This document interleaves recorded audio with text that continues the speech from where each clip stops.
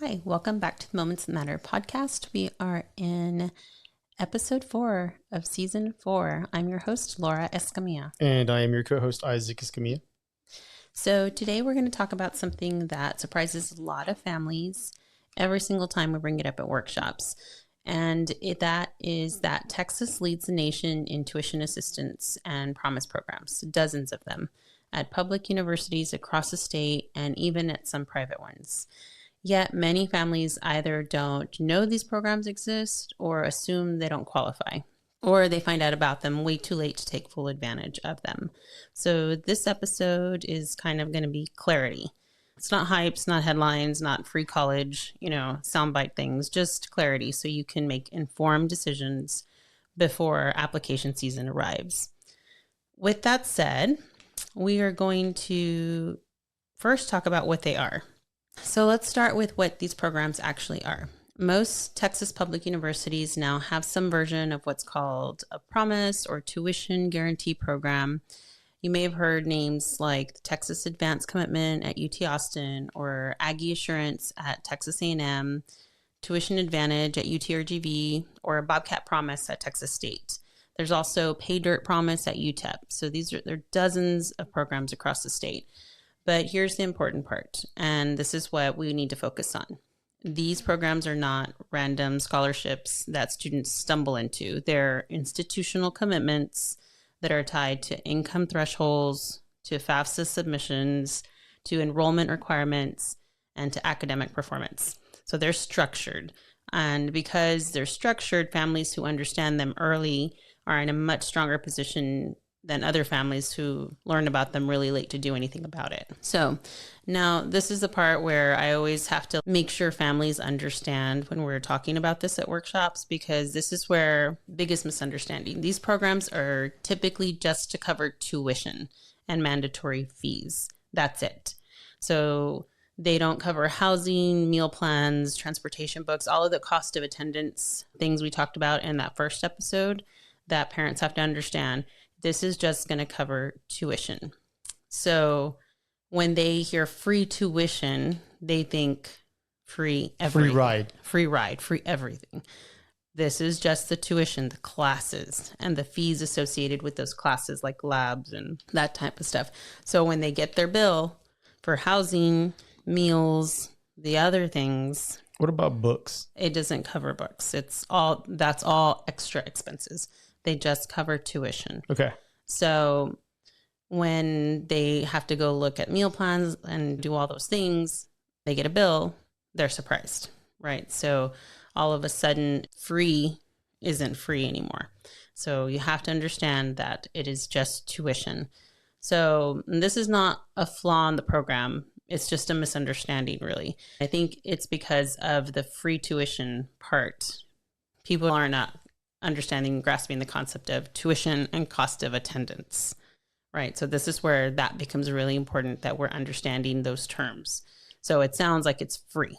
Like my kid's just going to go and get everything taken care of.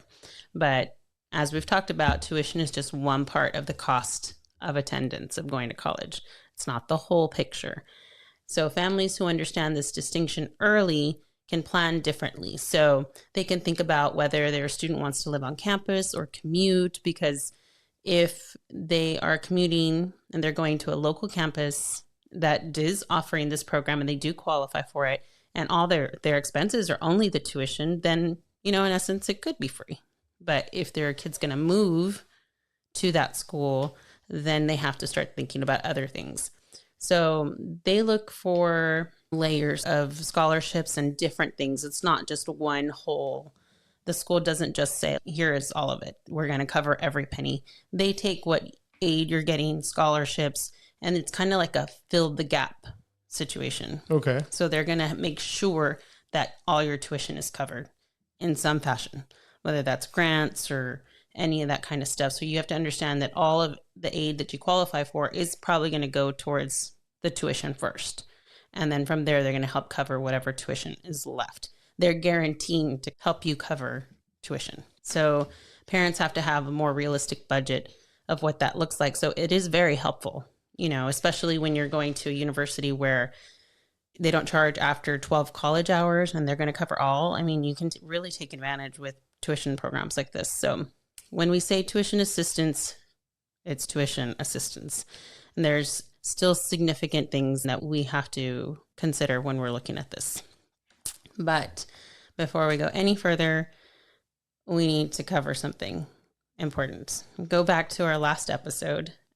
Every one of these programs requires FAFSA. You have to fill out the free application for federal student aid, or TAFSA, which is the Texas equivalent for undocumented students. FAFSA must be completed every single year, not just once, every year, so families can qualify for this. So why this matters is that families will assume they don't qualify for financial aid because their income is too high, so they skip FAFSA. And in doing so, they're making themselves invisible to these programs entirely. So if there is a threshold of, $125,000, which some of them do have, they're completely closing themselves off because they're making assumptions. So better not to do that. Right. Fill out FAFSA, see what you can get. So the institution cannot calculate your eligibility if you haven't submitted FAFSA.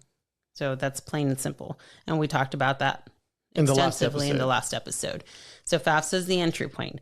Without it, none of these programs can be offered to you.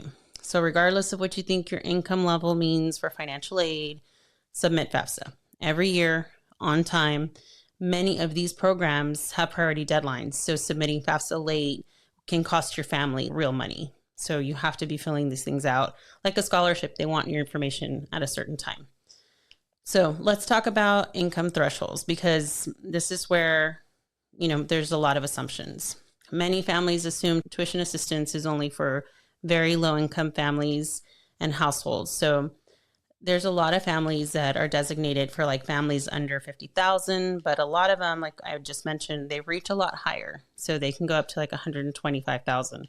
So for example, UT Austin's program covers tuition for families earning up to 100,000 and partial tuition assistance up to 125,000. So they're not going to cover all of tuition, but they do cover some.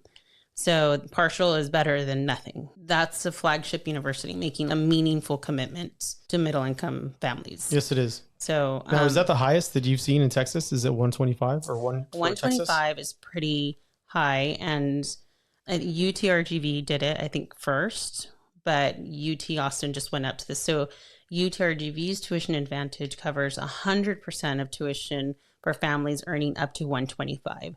So where UT Austin does partial at 125. Okay. So I think from what I have seen, UTRGV is probably like the biggest one. And for most people who are probably listening to the podcast, that means that it's a commuter school, that your kids can really benefit from this program. Yes, indeed. So right here in this region, for first-time freshmen who graduate in the top 10% of their class and meet certain test score benchmarks, Texas A&M Aggie Insurance covers full tuition for families under 60,000 and partial up to 130. Now with Aggie Assurance? Right, Aggie Assurance.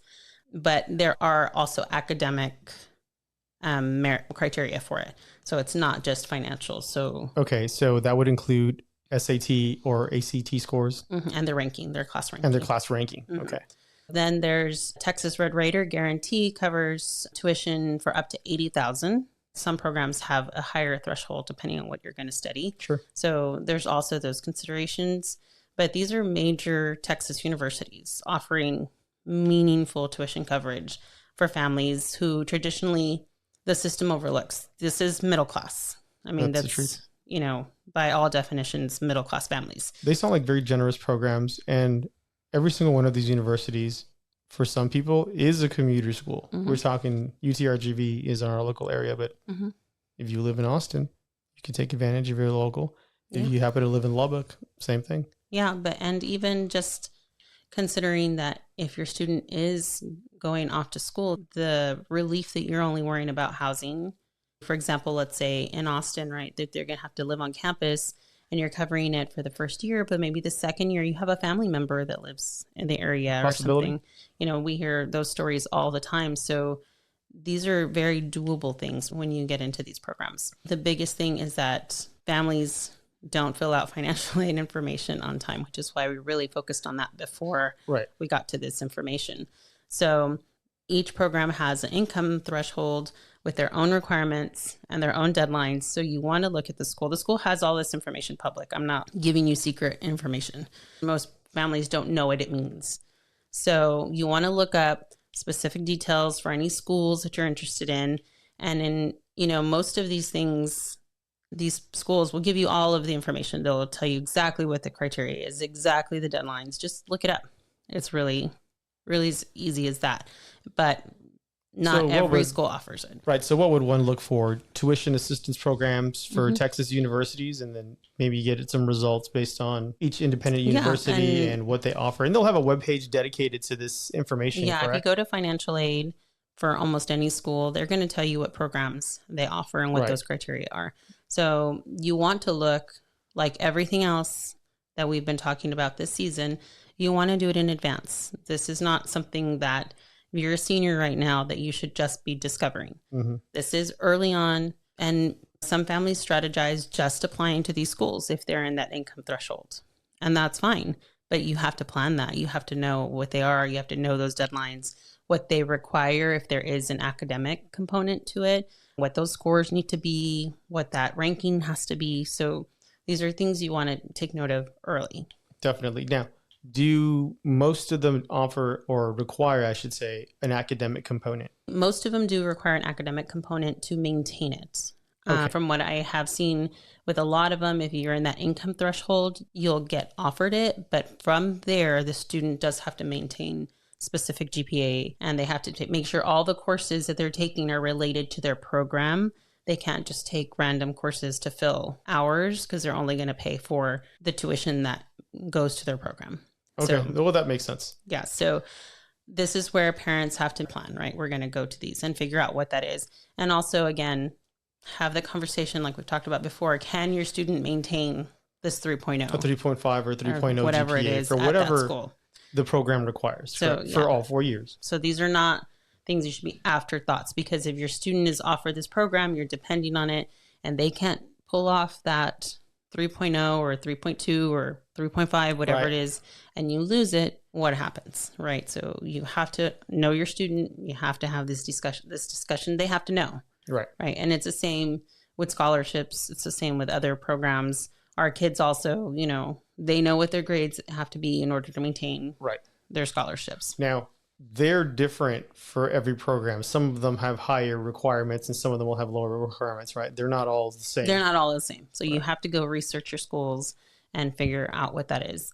Unfortunately, it would be a really long podcast if I went through all the details. Please look them up for yourself. But yeah, they're not hard things to find.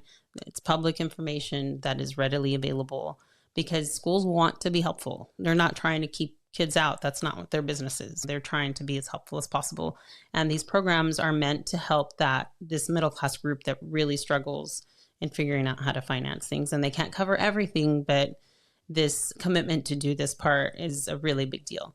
And a lot of Ivy schools have started doing it, outside of the state. There's a lot of universities that do it, but Texas has one of the most the most participation with state universities. So these are things that might influence where your student applies, and that's fine because you need to be making strategic decisions. So and this is limited to public universities? There are some private universities that do it, but you have to look them up. I didn't look up private universities. I mostly looked at the state ones, but I mean, again, like Harvard does it. They're a private university, so mostly Ivies. So they do have a commitment to help, but you have to really meet really strong academic. And you have to be able to get, you have to be able to get into Harvard. You have to get into Harvard. Right. So if your family income falls within the eligibility range for a program at a particular school, that school may actually offer more sizable things depending on your income, other scholarships or opportunities for housing. I know we talked to, if I remember correctly, A&M International. They said theirs did cover some housing. So depending on the school, depending on the situation, there might be different programs. So you want to be strategic when you're looking at that. So some programs have additional requirements beyond just income and class rank and stuff. So for example, we mentioned earlier, A&M, but UTRGV's tuition assistance program, they require students to be at the top 10% of their graduating class. And they also have to have an SAT score, a specific ACT. I believe the ACT score is a 19. Okay. So that is very manageable. That's a good score, not unachievable. Sure. And like I said, I think last season, we talked to A&M International, and their program offered, I think, 100,000 also with like academic criteria, but they also had other opportunities for housing. So these details matter. You want to make sure that you're also understanding the academic component to it. So just quick interruption here. How early should I be looking at, if I'm a parent, what year in my son or daughter's high school career should I be looking at these programs? And I know they're subject to change, but at least they have a ballpark. Yeah, I'm going to say 9th grade.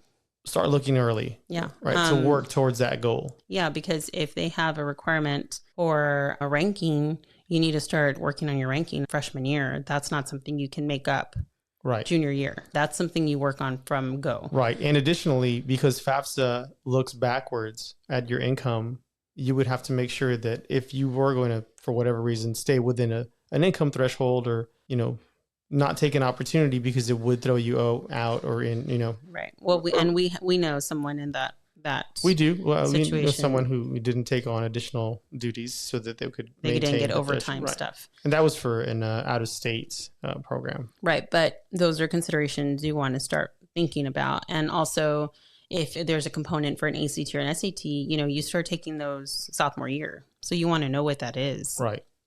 Early on. Definitely. So one of the strategies that we did for our own kids is have to take it early and just see where they are at a baseline. And then we sent them to tutoring so they could learn how to take that test better. Right. And it did yield results. And for both of our students, they improved their scores and they were able to get where they needed to get so they could get merit scholarships. Right. But we had that thought process early on, 9th, 10th grade. Right. That's not something you can do senior year or, no, or look back. You'll have to keep these type of programs on the radar very early on, hope that they will maintain them when they probably will, and then plan accordingly. They'll make minor adjustments, sometimes maybe higher income, depending on the funding they have. And I have seen them go a little bit higher. Yeah, they change. Yeah. And as the need changes, right?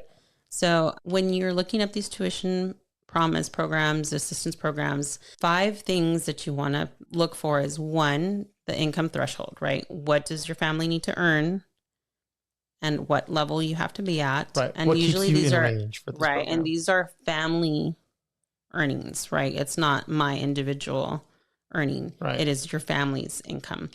And 2, the FAFSA requirement. What is the priority deadline for that school? Again, these are first come, first serve programs. So the money's just not sitting around. Right. So you have to file FAFSA, get that information to the school, submitted early enough that you can be considered.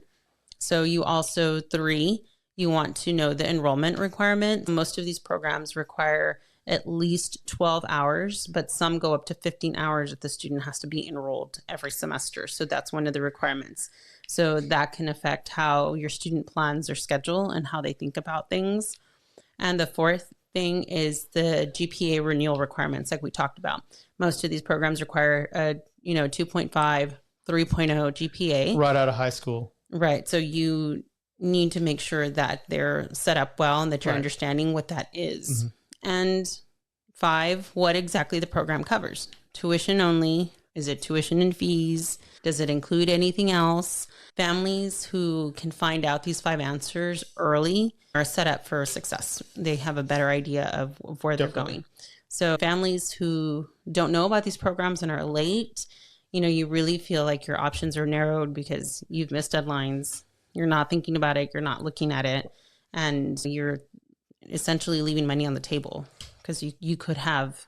Right. And it would be such a shame to find out that you did fit or meet all of the criteria, but you missed the window to apply. And you're applying to this university late in the game. Now, are these generally reserved for freshmen? I know we're talking about GPA requirements and maintain them, but let's say a student misses the boat, so to speak, for freshman year. Is that something they can come back to? Is it depends on the university or the program? So try some of these schools do have transfer options. If you're going from one school to another, yes, they do have them. I believe that they're deadlines are a little earlier and there isn't as much funding, but they do have the options. Usually they're offered from freshman year on through the program. Right.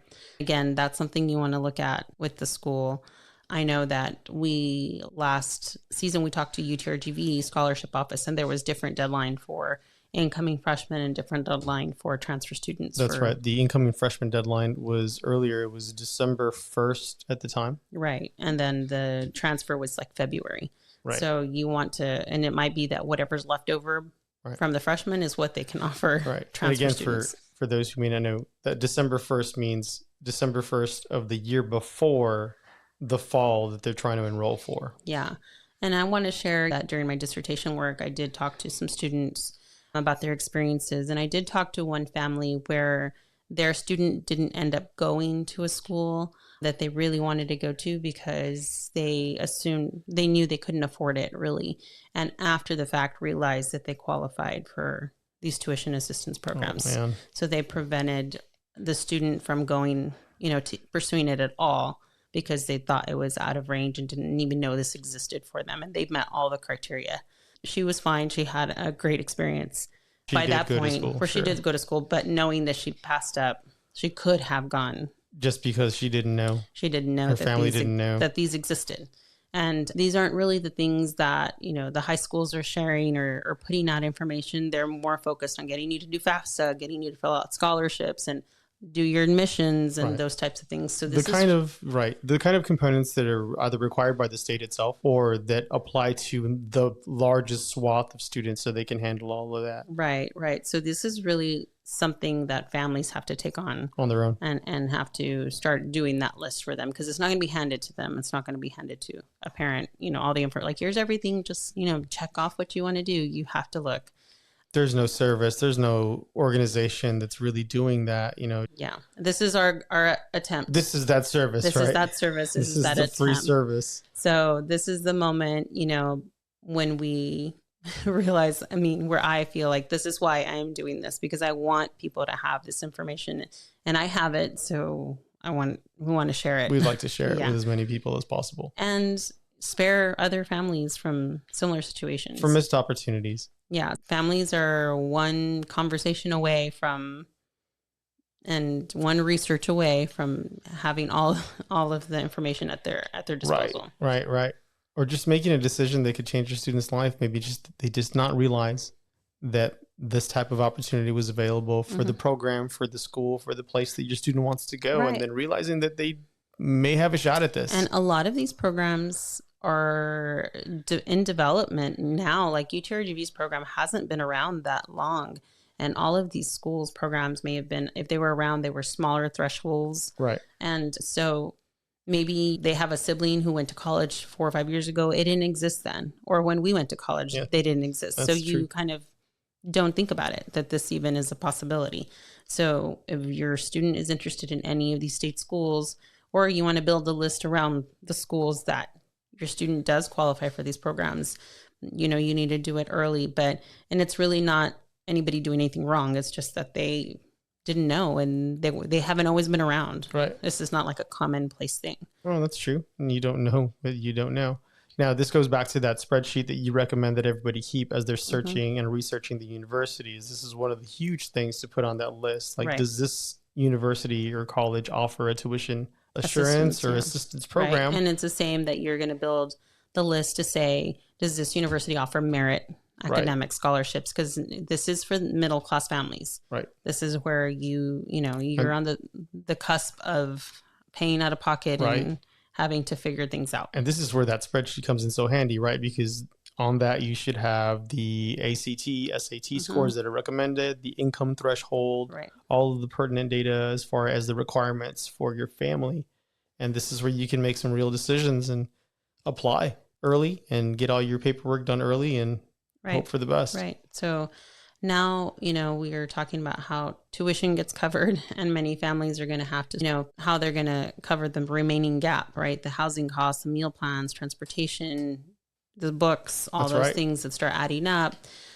Families have to start turning to loans to fill that gap. So our next episode, we're going to talk about specifically student loans, Parent Plus loans, how they work, how families use them to fill the gap, and often for these situations too, where you have tuition covered somewhere, but you need to cover the difference, and understanding before you sign these loans or start depending on them or thinking that they're the end all be all for how you're going to get things done.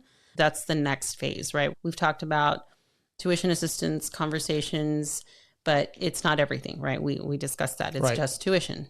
So if you take one thing from today, our discussion, let it be that Texas tuition assistance programs are very powerful tools, but they're structured. They're reward families who understand the requirements early and take action by deadlines. And you need to start asking one question: does this school offer this program? Do they offer the programs my student likes? Do they want to go there?